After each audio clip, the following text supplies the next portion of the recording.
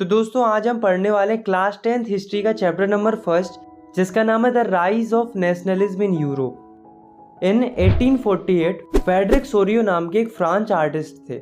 उन्होंने कल्पना करके 4 पिक्चर्स बनाई, जिनमें से ये जो पिक्चर आप देख रहे हो उसका नाम है द पैक्ट बिटवीन नेशन। इस पिक्चर में फ्रेडरिक सोरियो एक डेमोक्रेटिक एंड रिपब्लिक वर्ल्ड की कल्पना कर रहे हैं। यहाँ पर ये जो आपको स्टैचू दिख रही है वो है स्टैचू ऑफ लिबर्टी, जो कि आज़ादी को दर्शा रही है। इस स्टैचू के एक हाथ में टॉर्च है और दूसरे हाथ में मानव अधिकारों का चार्ट है। इस मूर्ति के सामने जमीन पर मोनार्की सिस्टम का कचरा डला हुआ है, यानी कि राजा महाराजाओं के मुकुट, कपड़े और भी राजाशाही वस्तुएं जमीन पर पड़ी हुई है। इसमें जो आर्टिस्ट है वो ये बताना चाह रहे हैं कि जो ये लंबी लाइन में लोग आ रहे हैं वो कैसे मोनार्की सिस्टम के कचड़े को छोड़ते जा रहे हैं, मतलब राजा महाराजाओं के शासन को ध्वस्त करते जा रहे हैं और स्टैचू ऑफ लिबर्टी यानी कि आज़ादी की तरफ बढ़ते जा रहे हैं। यह देखकर उनके गॉड ईसा मसीह और जीसस आसमान से उन्हें आशीर्वाद दे रहे हैं। इस चैप्टर में हम ऐसे कई सारे टॉपिक को पढ़ेंगे जिनकी कल्पना सोरियो ने अपनी इस पेंटिंग में की है। इसके अलावा हम ये भी पढ़ेंगे कि यूरोप में नेशनलिज्म कैसे आया, क्या क्या चेंजेस देखने को मिले, कैसे लोगों ने नेशनलिज्म के लिए स्ट्रगल किया, कैसे यूरोप में से डायनेस्टिक रूल खत्म हुआ और कैसे नेशन स्टेट अस्तित्व में आए। तो चलिए स्टार्ट करते हैं।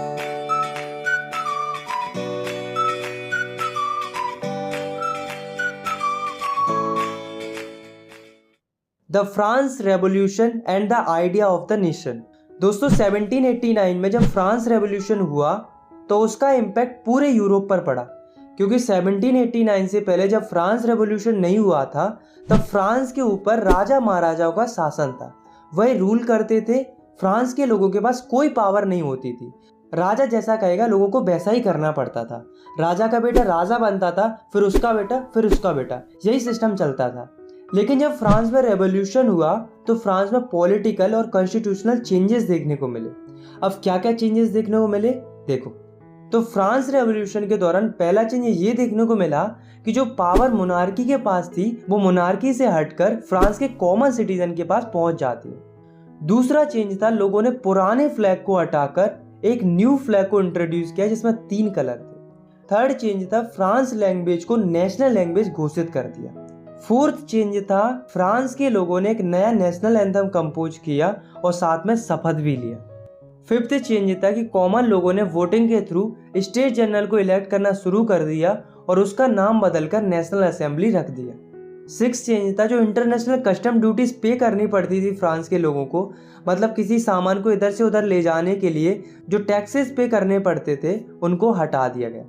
तो दोस्तों इतने सारे चेंजेस हुए फ्रांस रेवोल्यूशन के दौरान। इसके अलावा जो फ्रांस आर्मी थी उसने क्या किया कि जो नेशनलिज्म की भावना थी, मतलब अपने नेशन के प्रति प्यार और देशभक्ति की जो भावना थी उसे पूरे यूरोप में फैलाना शुरू कर दिया। इन्होंने कहा कि अगर हम मोनार्की को हटाकर डेमोक्रेसी ला सकते हैं तो आप लोग क्यों नहीं। ऐसा इन्होंने ढिंढोरा पीटना शुरू कर दिया पूरे यूरोप में। सब कुछ सही चल रहा था, फ्रांस से मोनार्की सिस्टम हट चुका था और डेमोक्रेसी आ गई थी, लोग खुशी खुशी रह रहे थे। लेकिन 1799 में एक ऐसे व्यक्ति की एंट्री होती है जो फ्रांस से डेमोक्रेसी को हटा देता है और सारी पावर अपने हाथ में ले लेता है। उस व्यक्ति का नाम था नेपोलियन बोनापार्ट। इसने क्या किया कि ये कोड लेकर आया जिसका नाम था सिविल कोड ऑफ 1804। इसे नेपोलियन कोड भी बोला जाता है।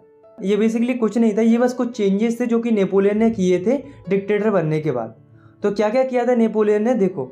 First, established equality before law. पहले क्या होता था कि फ्रांस में सारे लोगों को इक्वल नहीं माना जाता था। जो चर्च और नोबल्स होते थे उन्हें सुपीरियर माना जाता था, उन्हें वर्थ के बेसिस पे प्रिविलेजेस भी मिलते थे। लेकिन अब ऐसा नहीं था। नेपोलियन ने क्या किया कि सबको इक्वल कर दिया, मतलब कानून की नज़र में सब लोग बराबर रहेंगे, ना ही कोई सुपीरियर रहेगा और ना ही कोई कमज़ोर रहेगा। Second, secure the right of property. Napoleon ने क्या किया कि लोगों को राइट टू प्रॉपर्टी दिला दिया, मतलब अगर किसी के पास पैसा है तो वो प्रॉपर्टी खरीद सकता है और वो प्रॉपर्टी उसी की रहेगी, कोई उससे छीन नहीं सकता। Third, abolish feudal system. पहले क्या होता था कि जो बड़े बड़े लैंडलॉर्ड्स होते थे उन्हें फ्यूडल लॉर्ड्स भी कहते थे। वो क्या करते थे, वो पीजेंट्स पर काम करवाते थे और सारा प्रॉफिट खुद ले जाते थे। बेचारे जो पीजेंट्स होते थे, मतलब जो किसान होते थे, उनका कोई फायदा ही नहीं होता था। तो नेपोलियन ने इस फ्यूडल सिस्टम को खत्म कर दिया। Fourth, transportation and communication system were improved. Napoleon ने ट्रांसपोर्टेशन और कम्युनिकेशन सिस्टम को काफ़ी इम्प्रूव कर दिया था, जिसकी वजह से फ्रांस में डेवलपमेंट काफ़ी तेज़ी से हो रहा था। Fifth, standardize weight and measure and common currency, मतलब वजन और माप को स्टैंडर्डाइज कर दिया और इसके अलावा जो अलग अलग प्रकार की करेंसी चलती थी फ्रांस के अंदर उनको हटाकर एक तरह की करेंसी में बदल दिया। सिक्स, गिल्ट रिस्ट्रिक्शन वर रिमूव्ड, मतलब नेपोलियन ने क्या किया कि गिल्ट रिस्ट्रिक्शन को हटा दिया। इससे फायदा क्या हुआ कि मर्चेंट्स, आर्टिसियंस अब सब फ्रीली ट्रेड कर सकते थे, मतलब बिना किसी बैरियर के ट्रेडर्स आसानी से व्यापार कर सकते थे। तो दोस्तों इतने सारे चेंज नेपोलियन ने किए थे, पर ये जो चेंज नेपोलियन ने किए थे वे लोगों को इतने पसंद आए कि लोग नेपोलियन को मसीहा समझने लगे। फ्रांस तो छोड़ो, फ्रांस के जो आसपास के जो देश थे वो खुद नेपोलियन और उसकी आर्मी का स्वागत कर रहे थे, क्योंकि उनको लग रहा था कि नेपोलियन ही हमें इस मोनार्की सिस्टम से आज़ाद करा सकता है। ऐसा उनको इसलिए लग रहा था क्योंकि नेपोलियन जहाँ कहीं भी जा रहा था वहाँ से मोनार्की खत्म होती जा रही थी। लेकिन उन्हें क्या पता था कि जिस नेपोलियन को वो अपना हीरो समझ रहे थे वो एक्चुअली में विलन था। तो ऐसे क्या कारण थे जिससे नेपोलियन से लोग नफरत करने लगे? तो पहला रीजन था नेपोलियन ने लोगों को पॉलिटिकल फ्रीडम नहीं दी थी। दूसरा कारण था टैक्स बढ़ा दिया था। तीसरा कारण था लोगों के ऊपर सेंसरशिप लगा दी थी। और चौथा और सबसे बुरा कारण था नेपोलियन जबरदस्ती लोगों को आर्मी में भर्ती कर रहा था। अब वो ऐसा क्यों कर रहा था? क्योंकि उसे पूरे यूरोप को कॉन्कर करना था, तो इसके लिए उसे आर्मी की जरूरत तो थी। तो उसने लोगों को जबरदस्ती आर्मी में भर्ती करना शुरू कर दिया। ये उसकी सबसे बड़ी गलती थी। और दोस्तों ये जो कारण थे, इन्हीं कारणों की वजह से लोग नेपोलियन से नफरत करने लगे थे। The making of nationalism in Europe. Mid 18th century में यूरोप के अंदर कोई भी नेशन स्टेट नहीं था। नेशन स्टेट का मतलब होता है कि कोई भी ऐसी कंट्री जिसमें most of the people common language, culture, identity को फॉलो करते हो।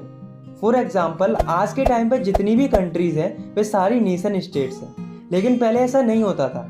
अगर हम मिड 18th सेंचुरी वाले यूरोप के मैप को देखेंगे तो हमें कोई भी नेशन स्टेट देखने को नहीं मिलेगा, बल्कि हमें बड़े बड़े साम्राज्य देखने को मिलेंगे जिनके ऊपर राजा महाराजा रूल करते थे। फॉर एग्जाम्पल, अगर हम बात करें हैब्सबर्ग एम्पायर की, तो इसके अंदर भांति भांति प्रकार के लोग रहते थे जिनके आइडिया, कल्चर, ट्रेडिशन, लैंग्वेज सब कुछ अलग अलग था। अब आप खुद ही सोचो कि अगर इनमें इतनी ज़्यादा डाइवर्सिटी होगी तो क्या कभी इनके मन में ऐसा आइडिया आएगा कि हमें एक नेशन स्टेट बनाना चाहिए जिसमें सबकी कॉमन लैंग्वेज, कल्चर, ट्रेडिशन सब कुछ सेम हो? आप में से कई लोग कहेंगे कि नहीं आएगा, बट एक्चुअली में नेशन स्टेट का आइडिया इनके पास आता है। अब वो कैसे आता है, चलिए जानते हैं। The aristocracy and the new middle class. दोस्तों उस समय पर यूरोप के अंदर दो तरह के लोग रहते थे, अरिस्टोक्रेट्स और पीजेंट्स। अरिस्टोक्रेट्स वो लोग थे जिनको सोसाइटी में रईस माना जाता था, मतलब इनको पैसे वाले लोगों में गिना जाता था। इनके पास ज़मीनें थी, बड़े बड़े टाउन हाउसेस थे। ये लोग माइनॉरिटी में थे, मतलब इनकी जो संख्या थी वो कम थी, लेकिन उसके बावजूद भी इनके पास पावर बहुत थी। क्यों? क्योंकि इनके पास पैसा था। ये जो लोग थे वे आपस की फैमिलीज में शादी करते थे और ये फ्रांस लैंग्वेज बोलते थे, क्योंकि इनका मानना ये था कि फ्रांस लैंग्वेज रईसों वाली भाषा है। इसके अलावा इनका जो स्टैंडर्ड ऑफ लिविंग था वो सबका कॉमन था। एक जैसे कपड़े पहनते थे, एक जैसा खाते थे, मतलब एक जैसी लाइफस्टाइल जीते थे। वहीं जो पीजेंट्स थे वे गरीब थे, इनके पास खुद की कोई ज़मीन नहीं थी। ये अरिस्टोक्रेट्स की जो ज़मीन होती थी उन पर जाकर काम करते थे और उनकी ज़मीन की देखभाल करते थे। ये जो थे वो मेजॉरिटी में थे, मतलब इनकी जो पॉपुलेशन थी वो ज़्यादा थी, लेकिन उसके बावजूद भी इनके पास पावर कम थी, because due to lack of money. अब क्या होता है कि इंडस्ट्रियल रिवॉल्यूशन आता है, जिसकी वजह से एक नई वर्किंग क्लास उभर के आती है जिसका नाम था मिडिल क्लास। मिडिल क्लास में वो लोग आते थे जो ना ही ज़्यादा गरीब थे और ना ही ज़्यादा अमीर थे। ये एजुकेटेड लोग थे, जैसे कि businessman, industrialist and other professionals, ये सब मिडिल क्लास में आते थे। तो ये जो मिडिल क्लास के लोग थे इन्हीं के मन में आइडिया आया। क्या आइडिया आया? एक तो आया नेशन यूनिटी का, मतलब सेम कल्चर, ट्रेडिशन, लैंग्वेज वाले लोग एक साथ रहेंगे, मतलब सिंपली नेशन स्टेट का आइडिया आया। और दूसरा आइडिया आया लिबरल नेशनलिज्म का, यानी कि लिबरलिज्म का। तो ये आइडिया क्या कहता था, इसके लिए हम पढ़ते हैं इस टॉपिक को, what did liberal nationalism stand for. तो लिबरल नेशनलिज्म का आइडिया क्या कहता था कि जो ऑटोक्रेसी है वो खत्म होनी चाहिए और जो गवर्नमेंट बने वो जनता के हिसाब से बने। हर एक नागरिक के पास आज़ादी होनी चाहिए और कानून की नज़र में सब लोग बराबर होने चाहिए। जो चर्च के लोग होते थे उन्हें जन्म से प्रिविलेजेस मिलते थे जो कि गलत था, तो उन प्रिविलेजेस को ख़त्म कर देना चाहिए और एक कॉन्स्टिट्यूशन होना चाहिए जिसके हिसाब से गवर्नमेंट काम करे और गवर्नमेंट एक रिप्रेजेंटेटिव फॉर्म ऑफ गवर्नमेंट होनी चाहिए। तो इन्हीं सब चीज़ों के लिए जो एजुकेटेड मिडिल क्लास लोग थे वो स्ट्रगल कर रहे थे। बट इसमें एक प्रॉब्लम थी। अब वो प्रॉब्लम क्या थी कि जो मिडिल क्लास लोग थे वो वुमेन्स को सपोर्ट नहीं कर रहे थे। ये भले ही वोटिंग राइट्स की मांग कर रहे थे पर केवल मेंस के लिए, वुमेन्स के लिए नहीं कर रहे थे, और वो भी ऐसे मेंस के लिए जिनके पास प्रॉपर्टी हो। अब आप खुद ही सोचो कि जिन लोगों को छोड़ा जाएगा वो क्या करेंगे, प्रोटेस्ट करेंगे। इसलिए जो मेंस विदाउट प्रॉपर्टी थे और जो वुमेन्स थी वे यूरोप में अलग अलग जगहों पर जाकर प्रोटेस्ट कर रही थी। इन सब के अलावा एक और प्रॉब्लम चल रही थी यूरोप के अंदर, वो थी कि जो ट्रेडर्स होते थे उन्हें काफ़ी ज़्यादा टैक्स भरना पड़ता था, तब जाके ट्रेडर्स ट्रेड कर पाते थे। तो जब ट्रेडर्स हेम्सबर्ग से न्यूरेनबर्ग जाते थे व्यापार के लिए तो उन्हें 11 जगहों पर टैक्स देना पड़ता था, वो भी 5% के हिसाब से। अब आप खुद ही सोचो कि इतना टैक्स अगर ट्रेडर्स पे करेंगे तो कमाएंगे क्या, तो इनको बहुत प्रॉब्लम होती थी। इसके साथ साथ यूरोप में कई प्रकार की करेंसीज भी चलती थी, लगभग 30 अलग अलग प्रकार की करेंसी चलती थी। तो इससे ट्रेडर्स को बहुत दिक्कत आती थी, उन्हें हर नए स्टेट में करेंसी चेंज करनी पड़ती थी। तो क्या हुआ, 1834 में कस्टम यूनियन फॉर्म हुआ जिसका नाम था ज़ोलवेरिंग। इसे प्रूशिया ने स्टार्ट किया था और इसमें बाद में जाकर अदर जर्मन स्टेट भी ज्वाइन हो गए थे। इसने क्या किया, इसने 3 काम किए। पहला, जो ट्रेड बैरियर्स थे, मतलब जो अलग अलग जगहों पर टैक्स देने पड़ रहे थे, उनको हटा दिया। दूसरा, जो अलग अलग प्रकार की 30 करेंसी चल रही थी यूरोप के अंदर, उनको रिड्यूस करके 2 तरह की करेंसी में कर दिया। तीसरा, रेलवे नेटवर्क को प्रमोट किया जिससे ट्रेडिंग और भी आसानी से हो सके। A new conservatism after 1850। अब दोस्तों, मैंने आपको नेपोलियन की स्टोरी सुनाई थी। मैंने आपको बताया था कि नेपोलियन ने 1799 से रूल करना स्टार्ट किया था और उसका रूल 1815 तक चलता है। तो 1815 में ऐसा क्या हुआ कि नेपोलियन का रूल ख़त्म हो जाता है। तो एक्चुअली में 1815 में होता क्या है कि एक फ़ाइट होती है जिसमें एक तरफ नेपोलियन होता है और दूसरी तरफ होती है 4 countries, Britain, Russia, Prussia and Austria. इस फाइट को बैटल ऑफ वाटरलू बोला जाता है। तो इस फाइट का रिजल्ट क्या होता है कि जो नेपोलियन होता है वो हार जाता है। नेपोलियन की हार के बाद जो जीते हुए स्टेट्स थे, Britain, Russia, Prussia and Austria, ये कौन थे? ये कंजर्वेटिव लोग थे। ये नहीं चाहते थे कि सोसाइटी में कोई चेंज हो, इन्हें मोनार्की पसंद थी। ये चाहते थे कि मोनार्की फिर से वापस आ जाए। तो ये क्या करते हैं, ये कंजर्वेटिज्म लाते हैं। मतलब नेपोलियन ने जो कुछ भी किया था उसको हटाकर जो पुराना सिस्टम था उसको वापस लाते हैं, और साथ में यूरोप में जो भी चेंज हुए थे उनको पहले जैसा कर देते। जैसे कि मोनार्की सिस्टम को ये वापस ले आते, चर्च की पावर को वापस ले आते, सोशल हायरार्की को वापस ले आते। मतलब जो अपर क्लास लोअर क्लास का जो सिस्टम चलता था ना पहले, उसको वापस ले आते हैं। ऑटोक्रेटिक रूल को वापस ले आते हैं। इन्होंने सेंसरशिप भी लगा दी थी, मतलब कोई इनके अगेंस्ट छाप नहीं सकता, लिख नहीं सकता, और ना ही कोई इनके खिलाफ आवाज़ उठा सकता है किसी भी तरह से। इन सब के अलावा इन चारों स्टेट ने एक ट्रीटी साइन की जिसका नाम था ट्रीटी ऑफ वेना। ये 1815 में ही साइन की गई थी। इसको होस्ट कर रहे थे ऑस्ट्रियन चांसलर ड्यूक मेटरनिच। तो इस ट्रीटी में से क्या था, क्या क्या चेंजेस आए थे इस ट्रीटी की वजह से, चलिए देखते हैं। First, bourbon dynasty was restored in France. France में जो बर्बन डायनेस्टी चलती थी पहले, जिसे बीच में हटा दिया था, उसे फिर से रीस्टोर कर दिया।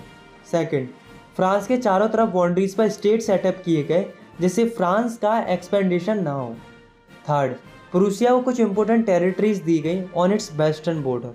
फोर्थ, ऑस्ट्रिया को भी नॉर्थ इटली पर कंट्रोल मिल गया। फिफ्थ, रसिया को पोलैंड दे दिया गया। सिक्स्थ, नेपोलियन ने कॉन्फेडरेशन बनाई थी 39 स्टेट की, उसको इन्होंने अनटच्ड रहने दिया। बाकी तुम्हें तो पता ही है कि नेपोलियन की हर एक चीज़ को तो इन्होंने चेंज कर दिया था। अब दोस्तों, ट्रीटी ऑफ वेना के बाद यूरोप में पूरी तरह से मोनार्की आ चुकी थी और जो कंजर्वेटिव लोग थे उनके पास पावर आ चुकी थी। The revolutionaries. तो इस कंजर्वेटिव से बहुत से लिबरल नेशनलिस्ट लोग खुश नहीं थे। तो 1815 के बाद जितने भी लिबरल नेशनलिस्ट लोग थे वे अंडरग्राउंड हो गए, क्योंकि अब पावर कंजर्वेटिव लोगों के पास पहुंच चुकी थी। तो ये ओपनली तो कुछ कर नहीं सकते थे, इसलिए इन्होंने चोरी छुपे सीक्रेट ग्रुप्स बनाने स्टार्ट कर दिए। ये नहीं चाहते थे कि यूरोप में मोनार्की या ऑटोक्रेटिक रूल रहे, इन्हें पूरी तरह से आज़ादी चाहिए थी। ऐसे ही एक व्यक्ति थे जिनका नाम था गोसिपी मज़ीनी। इनका जन्म 1807 में गेनियो में हुआ था। ये एक इटली के रिवॉल्यूशनरी थे।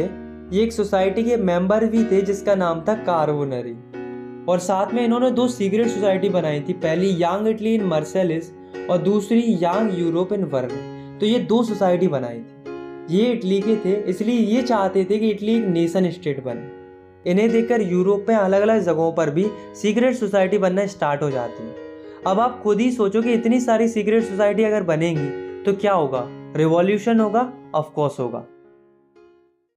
द एज ऑफ रिवॉल्यूशन 1830 से लेकर 1848 का जो दौर है, इसमें यूरोप के अंदर कई सारे रिवॉल्यूशन होते हैं, इसलिए इस दौर को एज ऑफ रिवॉल्यूशन बोला जाता है।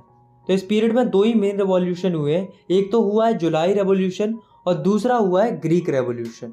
तो सबसे पहले हम बात करते हैं जुलाई रेवोल्यूशन की। तो जुलाई रेवोल्यूशन दो जगहों पर होता है, पहला फ्रांस के ऊपर और दूसरा बेल्जियम के ऊपर। तो फ्रांस में क्या होता है, फ्रांस से बर्बन किंग को हटा दिया जाता है, मतलब कंजर्वेटिव लोगों ने जो बर्बन डायनेस्टी सेटअप की थी फ्रांस के अंदर, उसको हटा दिया जाता है और साथ में कॉन्स्टिट्यूशनल मोनार्की सेटअप की जाती है। मतलब मोनार्की तो रहेगी बट उसमें काम कॉन्स्टिट्यूशन के हिसाब से होगा। इन सब के अलावा लुइस फिलिपी को फ्रांस का हेड बना दिया जाता है।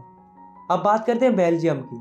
पहले क्या था कि जो बेल्जियम था वो यूनाइटेड किंगडम ऑफ नीदरलैंड का ही पार्ट था, मतलब Belgium United Kingdom of Netherland के कंट्रोल में आता था। तो जो बेल्जियम के लोग थे उनको आज़ादी चाहिए थी, वो अपना एक अलग ही नेशन बनाना चाहते थे और इसी कारण से बेल्जियम में भी रिवॉल्यूशन होता है। और इस रेवोल्यूशन का रिजल्ट ये आता है कि बेल्जियम को फ्री कर दिया जाता है, मतलब बेल्जियम आज़ाद हो जाता है यूनाइटेड किंगडम ऑफ नीदरलैंड से। अब हम बात करते हैं दूसरे रेवोल्यूशन की, जिसका नाम था ग्रीक रेवोल्यूशन। तो पहले क्या था कि जो ग्रीक था वो ऑटोमन एम्पायर का पार्ट था। तो जो ग्रीक के लोग थे वो भी और देशों की तरह फ्रीडम की डिमांड कर रहे थे, वो भी चाह रहे थे कि हमारा एक नेशन स्टेट हो, मतलब अलग से एक कंट्री हो। तो इसी फीलिंग के लिए 1821 में ग्रीस के लोग स्ट्रगल करना शुरू कर देते, पर ग्रीस के लोग इतने ज़्यादा पावरफुल नहीं थे कि भी अपने आप को आज़ादी दिला पाए, तो इन्हें मदद की ज़रूरत थी। तो इसके लिए जो वेस्ट यूरोपियन कंट्रीज़ थी वो इनकी मदद करती हैं और साथ में जो ग्रीक के पोएट्स और आर्टिस्ट थे वे भी अपनी पोएम्स और पेंटिंग के थ्रू लोगों के बीच में नेशनलिज्म की फीलिंग जगाने में लगे हुए थे। तो इन सब की वजह से फाइनली 1932 को एक ट्रीटी साइन होती है जिसका नाम था द ट्रीटी ऑफ कॉन्स्टेंटिनोपल। इस ट्रीटी के साइन होने के बाद ग्रीक जो है वो आज़ाद हो जाता है और एक इंडिपेंडेंट नेशन स्टेट बन जाता है। The romantic imagination and the national feelings. दोस्तों आपको क्या लगता है कि जो नेशनलिस्ट की फीलिंग थी, मतलब जो देशभक्ति की जो भावना थी, वो लोगों में केवल वॉर और टेरिटोरियल एक्सपेंशन से आई थी? नहीं, ऐसा नहीं था, बल्कि इसके अलावा एक और चीज़ थी जिसकी वजह से नेशनलिस्ट की फीलिंग लोगों में फैल रही थी, वो था कल्चर। इन लोगों को लगा कि हमें कल्चर के थ्रू लोगों में नेशनलिस्ट की फीलिंग अराइज करनी चाहिए, लोगों को इमोशनली कनेक्ट करना चाहिए अपने नेशन के प्रति। इसलिए स्टार्ट हुआ रोमांटिसिज्म। रोमांटिसिज्म का मतलब होता है a cultural movement to develop a particular form of national sentiments. मतलब कोई भी ऐसा कल्चरल मूवमेंट जिसकी वजह से लोगों में अपने नेशन के प्रति प्यार पैदा हो, या हम कह सकते हैं लोगों के मन में अपने देश के प्रति सेंटिमेंट जागरूक हो, इसी को रोमांटिसिज्म बोला जाता है। तो ऐसे कई सारे रोमांटिक आर्टिस्ट थे जो रोमांटिज्म फैला रहे थे अपनी आर्ट्स, पोएट्रीज, स्टोरीज और म्यूजिक की मदद से। ऐसे एक जर्मन फिलोसोफर थे जिनका नाम था जॉन गॉटफ्राइड। इन्होंने इसी से रिलेटेड अपनी फीलिंग शेयर की। इन्होंने कहा कि अगर आपको पता करना है किसी देश का कल्चर कैसा है तो वो राजा महाराजाओं के महलों में देखने को नहीं मिलेगा, बल्कि कॉमन लोगों के पास में रहने से पता चलेगा कि उस देश का कल्चर कैसा है। और इन्होंने ये भी कहा कि जो कल्चर है वही तो आत्मा है नेशन की, मतलब culture is the true spirit of the nation.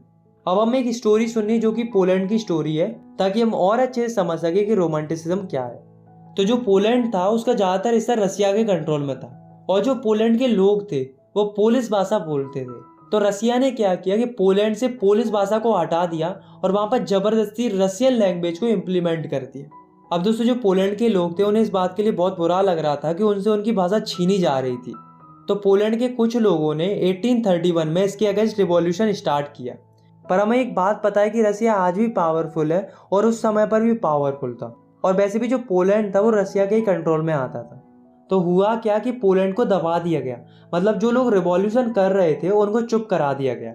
In fact कुछ प्रीस्ट को तो उन्होंने जेल में बंद कर दिया और कुछ को तो उन्होंने साइबेरिया भेज दिया मरने के लिए, ताकि आगे से कोई उनके खिलाफ आवाज़ ना उठा सके। तो ये जो स्टोरी आपने सुनी है उसका रिजल्ट शायद आपको अच्छा देखने को ना मिला हो, लेकिन ये स्टोरी हमें एक चीज़ सिखाती है कि जो ये लैंग्वेज होती है किसी भी नेशन की, वो भी एक वेपन बन सकती है जिससे नेशनलिज्म की फीलिंग को जगाया जा सकता है। भले ही रसिया अपनी लैंग्वेज को पोलैंड के ऊपर थोपना चाहता था, पर पोलैंड के लोग अपनी कल्चरल लैंग्वेज को छोड़ना नहीं चाह रहे थे। ये जो प्यार था अपने कल्चर से रिलेटेड, अपनी कल्चरल लैंग्वेज से रिलेटेड, उसी को तो रोमांटिसिज्म बोला जाता है। तभी तो जो रोमांटिक थिंकर्स थे वो लोगों में रोमांटिज्म फैला रहे थे, ताकि लोगों में कल्चर के प्रति प्यार बना रहे और लोगों में नेशनल्स की फीलिंग बरकरार रहे।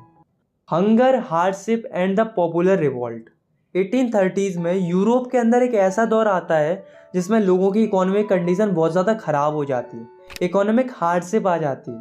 होता क्या है कि यूरोप के अंदर बहुत ज़्यादा पॉपुलेशन बढ़ने लगती है, जिसके कारण अनएम्प्लॉयमेंट बढ़ने लगता है। लोगों के पास काम नहीं था करने के लिए, जिसके कारण जो गांव के लोग थे वो शहरों में जाने लगते हैं ये सोचकर कि वहाँ जाकर उनको काम मिलेगा। लोगों के आने से शहरों में स्लम्स क्रिएट होने लगते हैं और सिटीज़ की कंडीशन भी ख़राब होने लगती है। अब हुआ क्या कि अब जो सामान था वो यूरोप में इंग्लैंड से आने लगा, और इंग्लैंड का सामान लोगों के लिए सस्ता पड़ता था क्योंकि ये सामान मशीनों से बनता था, जिससे जो स्मॉल स्केल प्रोड्यूसर थे उनको भी लॉस होने लगा। और यही वो दौर था जब लोगों की फसलें भी खराब हो गई, जिससे फूड प्राइसेस आसमान छू रहे थे। लोगों को खाने के लिए भी स्ट्रगल करना पड़ रहा था। वही जो अमीर लोग थे उन्हें कोई फ़र्क नहीं पड़ रहा था क्योंकि उनके पास पैसा था। सबसे ज़्यादा हंगर और हार्डशिप का असर उन लोगों पर पड़ रहा था जो शहरों से काम की तलाश में आए थे, यानी कि गरीब लोगों पर। 1848 में फ्रांस की सिटी पेरिस की हालत ऐसी हो जाती है कि लोग सड़कों पर आ जाते हैं। ये देखकर जो फ्रांस का रूलर था लुइस फिलिपी, वो डर जाता है और वो अपनी पोजीशन छोड़कर भाग जाता है। अब जब राजा भाग गया तो कोई ना कोई तो चाहिए कंट्री को रन कराने के लिए।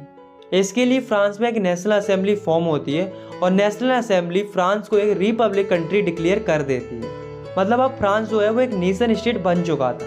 नेशनल असेंबली के आने के बाद कुछ चेंजेस होते हैं। बेसिकली 2 चेंजेस होते हैं। पहला, सबको वोटिंग राइट दिया जाता है, मतलब जितने भी 21 साल से ऊपर के आदमी हैं उनको वोटिंग राइट्स दे दिया जाता है।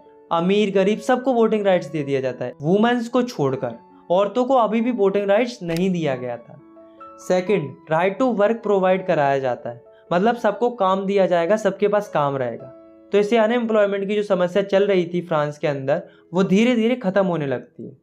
1845 में एक और इंसिडेंट हुआ था जिसको सिलेसिया रिवॉल्ट बोला जाता है, क्योंकि ये सिलेसिया में हुआ था। तो हुआ क्या था कि कुछ वीवर्स थे जिन्होंने कॉन्ट्रैक्टर के अगेंस्ट में रिवॉल्ट कर दिया था। क्यों किया था? क्योंकि कॉन्ट्रैक्टर ने इनका पेमेंट कम कर दिया था। इस बात से बीवर्स को गुस्सा आ गया और उन्होंने कॉन्ट्रैक्टर के घर में तोड़फोड़ मचा दी। कॉन्ट्रैक्टर बीवर्स के डर से एक पास के गांव में जाकर छिप जाता है, लेकिन गांव वालों ने भी उसे रखने से इनकार कर दिया। तो वो जाकर आर्मी के पास पहुंच जाता है और उनसे जाकर मदद मांगने लगता है। तो यहाँ पर जो वीवर्स उसका पीछा कर रहे थे उनकी आर्मी से फाइट होती है, जिसमें 11 वीवर्स मर जाते हैं। तो यहाँ पर जो रिवॉल्ट था वो अनसक्सेसफुल था, लेकिन बात वो नहीं थी कि सक्सेसफुल था कि नहीं था, बट बात तो ये थी कि रिवॉल्यूशन हो रहे थे और पूरे यूरोप में हो रहे थे। The revolution of the liberals. अब दोस्तों, जब सभी लोग रिवॉल्यूशन कर रहे थे तो मिडिल क्लास लोग कैसे शांत बैठ सकते थे? तो जो मिडिल क्लास लोग थे वो भी 1848 में रिवॉल्यूशन कर रहे थे। और ये क्यों कर रहे थे? क्योंकि ये नेशन स्टेट इस्टेब्लिश करना चाह रहे थे और साथ में डिमांड कर रहे थे पार्लियामेंट्री प्रिंसिपल्स की। पार्लियामेंट्री प्रिंसिपल्स का मतलब होता है कि लोगों के पास एक कॉन्स्टिट्यूशन होना चाहिए, फ्रीडम ऑफ प्रेस होना चाहिए और फ्रीडम ऑफ एसोसिएशन होना चाहिए, मतलब किसी को भी अपनी एसोसिएशन या पार्टी बनाने की आज़ादी होनी चाहिए।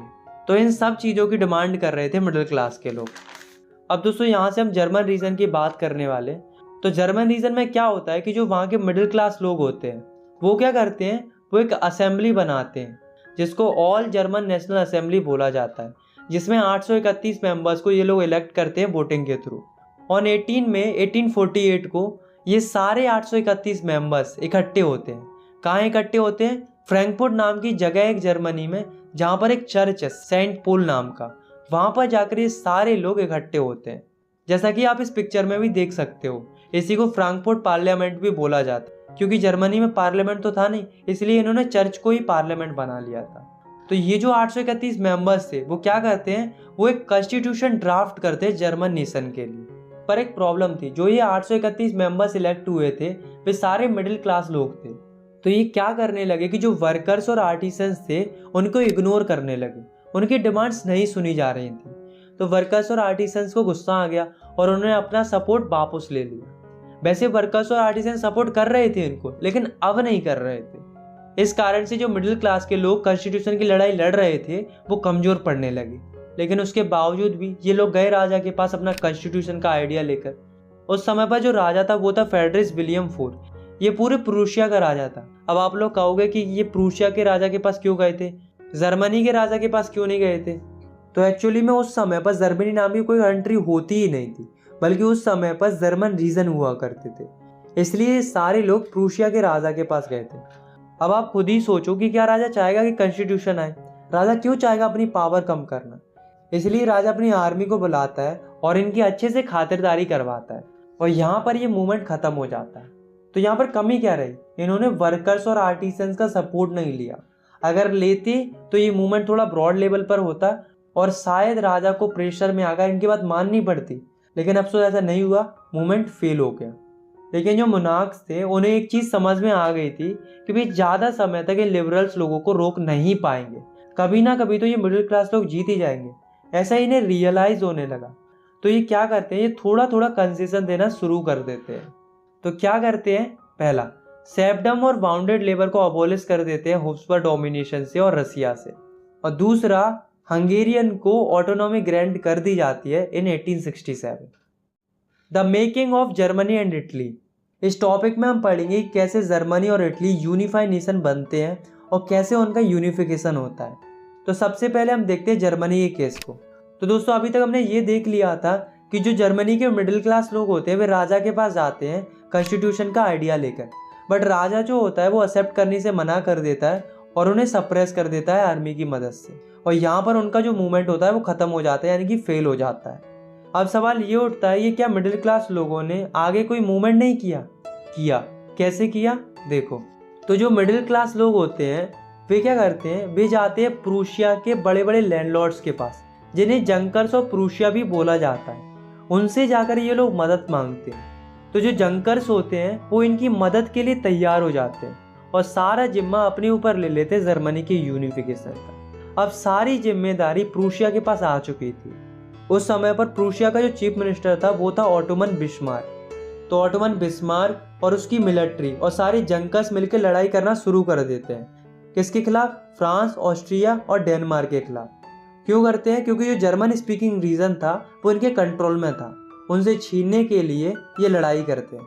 ये लड़ाई 7 सालों तक चलती है और इस लड़ाई का रिजल्ट ये आता है कि जो प्रूशिया होता है वो ये लड़ाई जीत जाता है, और इसके साथ ही जर्मनी की यूनिफिकेशन प्रोसेस कंप्लीट हो जाती है। मतलब जर्मनी एक यूनिफाइड नेशन बन जाता है।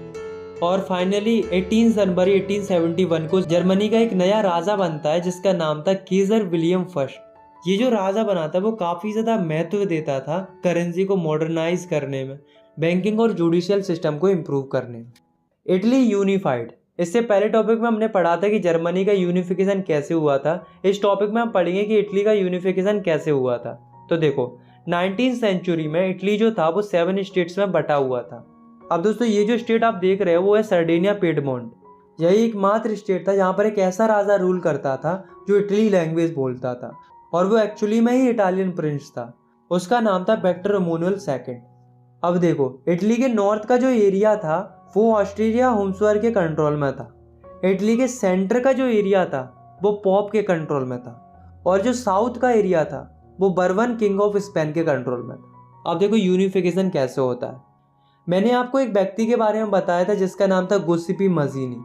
ये भी इटली को यूनिफाइड करना चाहते थे। इनफैक्ट इसके लिए इन्होंने एक सीक्रेट सोसाइटी भी बनाई थी जिसका नाम था यंग इटली, पर अफसोस ये फेल हो गए थे, ये इटली को यूनिफाई नहीं कर पाए थे। बट 1848 में जो सर्डिनिया पिएडमोंट का जो किंग था विक्टर एमैनुएल II, वो ये ठान लेता है कि अब मैं यूनिफाई करूंगा इटली को। इसके लिए वो अपने चीफ मिनिस्टर को बुलाता है जिसका नाम था काउंट कैवोर, और उसे रिस्पॉन्सिबिलिटी दे देता है किसकी? इटली को यूनिफाइड करने की। और यहाँ से रिवॉल्यूशन स्टार्ट हो जाता है।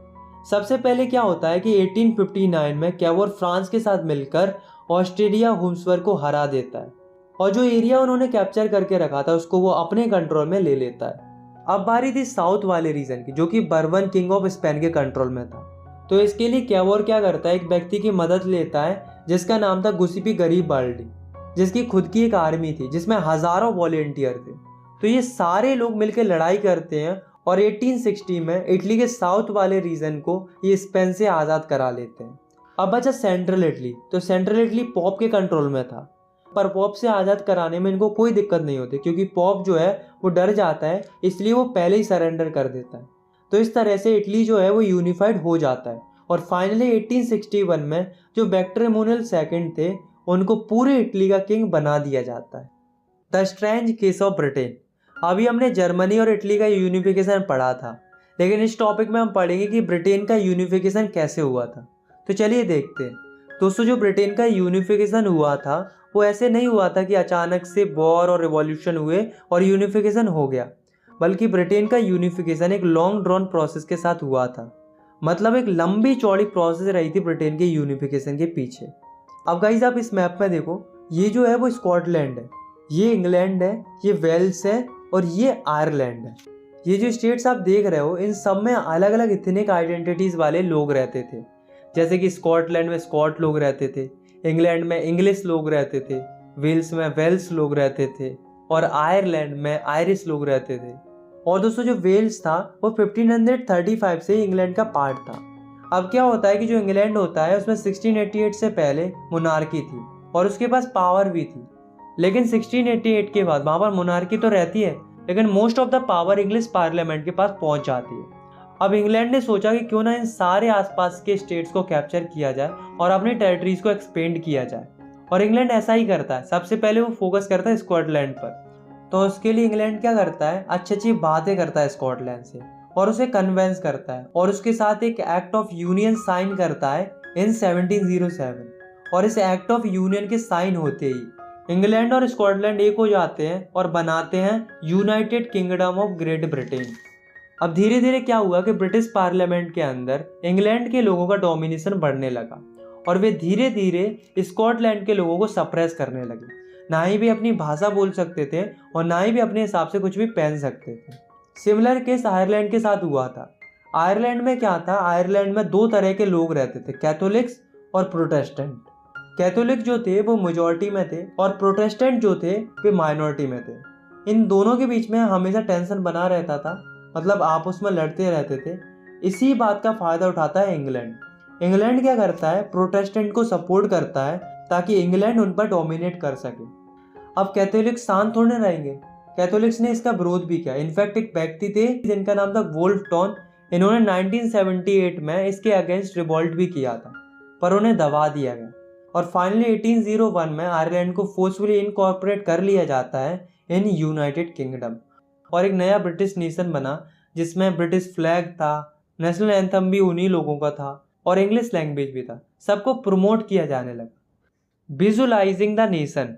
18-19 सेंचुरी में जो आर्टिस्ट होते थे उन्होंने सोचा कि क्यों ना नेशंस को विजुअलाइज किया जाए, मतलब नेशंस को रूप दिया जाए।